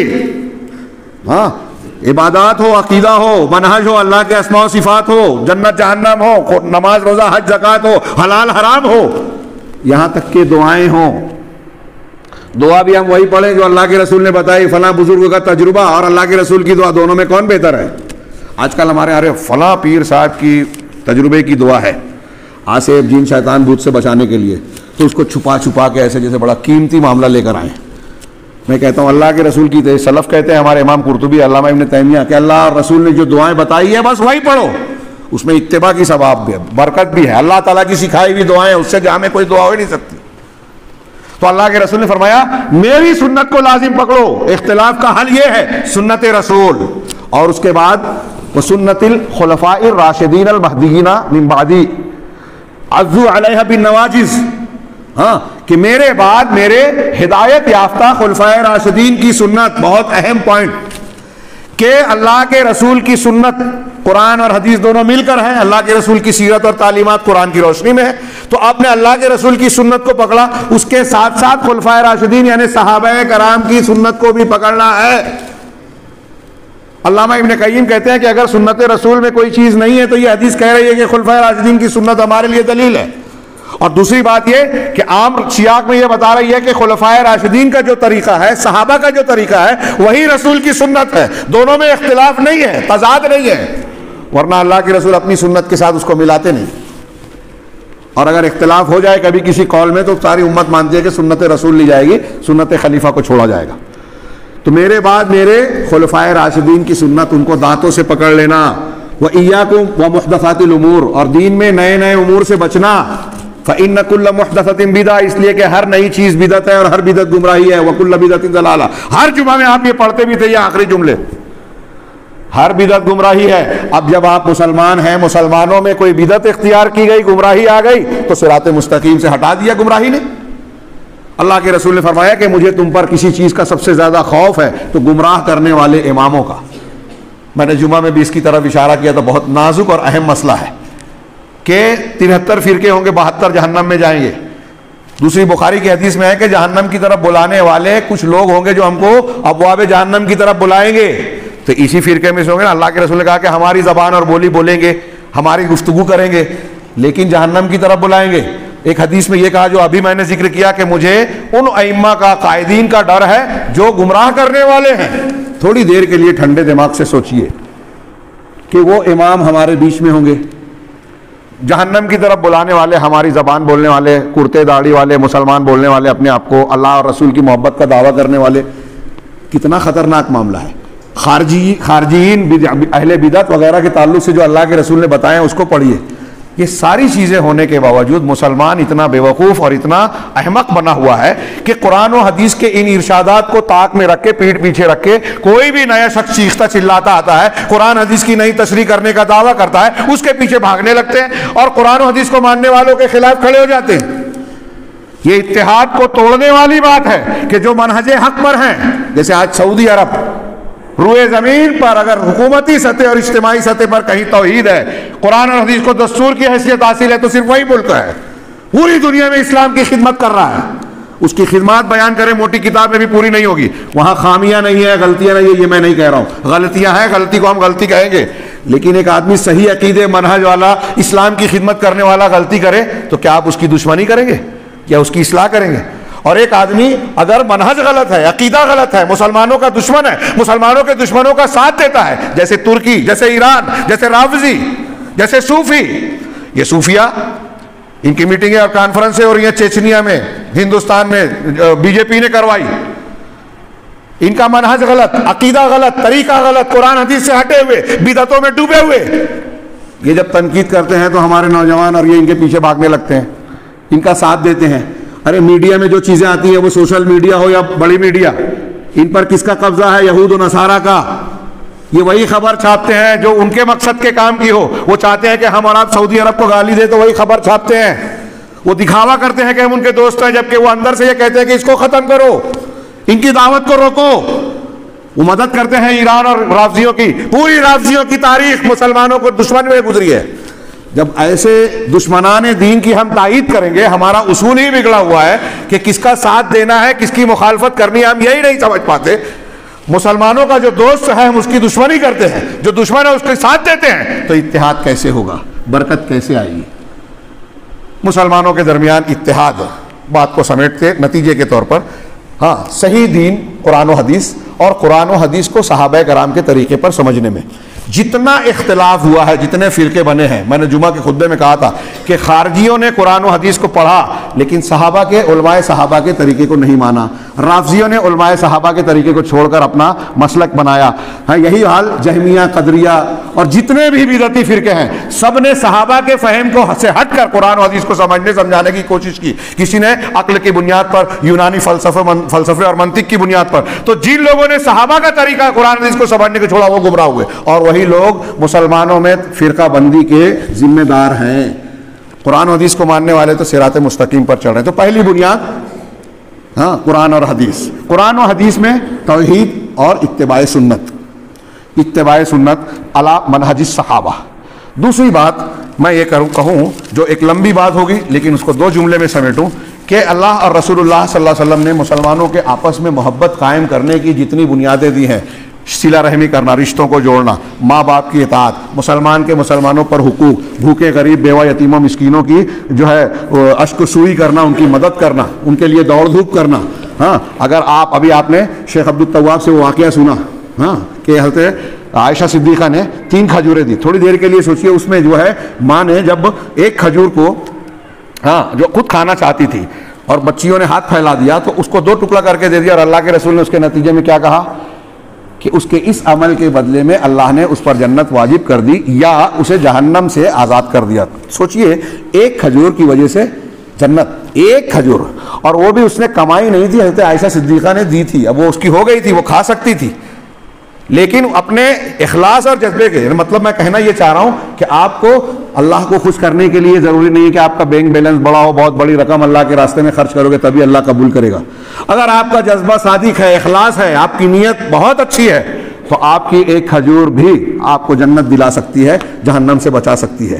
ہاں، تو جو مسلمانوں میں محبت پیدا کرنے کے اصول، اخوت، بھائی چارہ، صلہ رحمی کے جو بنیادیں، صلح کرنا، اختلاف ہو جائے تو ایک دوسرے کو ملانے کی کوشش کرنا، ملانے کے لیے جھوٹ بھی بولنا، یہ چیزیں عام کی جائیں ہمارے سماج میں۔ اس کے برخلاف جو چیزیں مسلمانوں کے درمیان بغض، عناد، نفرت پیدا کرتی ہیں، جیسے غیبت، چغلی، برے القاب سے پکارنا، ایک دوسرے پر الزام تراشی کرنا، جھوٹ بولنا، اور ایسی جتنی چیزیں ہیں، ان سب چیزوں سے ہم کو اجتناب کرنا چاہیے جو ہماری اخوت اور بھائی چارے پر ضرب لگاتی ہیں۔ یہ مردوں کو بھی اس کا لحاظ کرنا چاہیے اور خواتین کو بھی۔ یہ کوئی چھوٹی موٹی بات نہیں ہے میرے بھائیوں، ہماری آخرت کی کامیابی کے ساتھ ساتھ دنیا میں بھی ہماری عزت و وقار اور ہمارے کامیابی اور سعادت، اپنے فرائض کو ادا کرنے کے لیے، اللہ کی برکتوں کے حصول کے لیے یہ ضروری ہے۔ ایک روایت میں نے پیش کی، آپ جانتے ہیں وہ صحیح روایت ہے کہ اگر الگ الگ کھاتے ہیں اس کے بالمقابل اکٹھا کھاتے ہیں تو الگ الگ کھانا بھی جائز ہے، لیکن اکٹھا کھاتے ہیں تو برکت ہوتی ہے۔ تو کیا ہم نہیں چاہتے کہ ہمارے گھروں میں برکت کا نزول ہو؟ لہذا اگر چاہتے ہیں تو ہمارے گھروں میں بھی ہم اتحاد و اتفاق اور باہمی محبت کو پھیلائیں، سلام کو عام کریں، ایک دوسرے کے لیے محبت اور قربانی کے جذبات کو زیادہ سے زیادہ بڑھاوا دیں۔ اللہ تعالیٰ ہمیں خیر کی توفیق دے۔ اپنی بات ختم کرنے سے پہلے میں اللہ کا شکر ادا کرتا ہوں کہ اس نے مجھے توفیق دی، میرے ساتھیوں کے، ہم آپ حضرات کے درمیان آئیں، اور یہاں کی جمعیت نوجوانوں کو خاص طور سے شکریہ ادا کرتے ہوئے اللہ سے دعا ہے کہ اللہ تعالیٰ ان کی ان کوششوں پر ان کو جزائے خیر دے۔ ہماری اور ان کی نیتوں میں کچھ، اگر نیت اور عمل میں کچھ خامی ہو تو رب العالمین اسے دور کرے۔ ہمارے خطاب کو سن کر کوئی یہ نہ سمجھے کہ ہم نے کسی خاص کے خلاف اپنی بھڑاس نکالی ہے۔ اگر ایسا ہے تو اللہ ہماری اصلاح کرے۔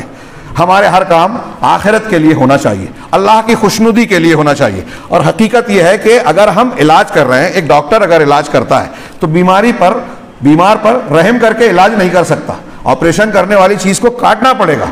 تو ہم اپنے جسموں کے اندر، اپنی جماعت میں جو خامیاں ہیں اس کا تذکرہ اس لیے نہیں کر رہے ہیں کہ کسی کی بے عزتی کرنا چاہتے ہیں، اس لیے کر رہے ہیں کہ اس کی اصلاح کرنا چاہتے ہیں۔ اللہ ہمیں صحیح نیت دے، صحیح توفیق دے، اور ہمارے درمیان بھی اتحاد و اتفاق کی جو ہے ہوا بنائے، ماحول بنائے کہ ہمارے دل ایک دوسرے سے مل جائیں، ایک دوسرے کے لیے قربانی اور محبت کے جذبات جو ہے اجاگر ہوں، اور پھر اس کی برکت سے رب العالمین ہمیں دنیا میں بھی عزت سے نوازے اور آخرت میں بھی کامیابیوں سے نوازے۔ میں پھر سے جماعت کے تمام ذمہ داران کا، صدر مجلس اور صدر جمعیت کا جو ہے شکریہ ادا کرتا ہوں، اور تمام منتظمین کا، تمام حاضرین کا، اور گزارش کرتا ہوں کہ ہم نے جو باتیں عرض کی ہیں، اگر ان میں سے کوئی بات آپ کو قابل اعتراض لگتی ہے تو اسے چھوڑ دیجئے، لیکن جو باتیں ایسی ہیں جو آپ کو لگتی ہے کہ قرآن و حدیث کی ہے، اللہ اور رسول کی ہے، ہمارے دنیا اور آخرت کے لیے مفید ہے، تو کوشش کیجیے اور دعا کیجیے کہ اللہ تعالیٰ اس پر عمل کی ہمیں توفیق دے۔ وآخر دعوانا الحمدللہ رب العالمین وصلی اللہ علی نبینا محمد۔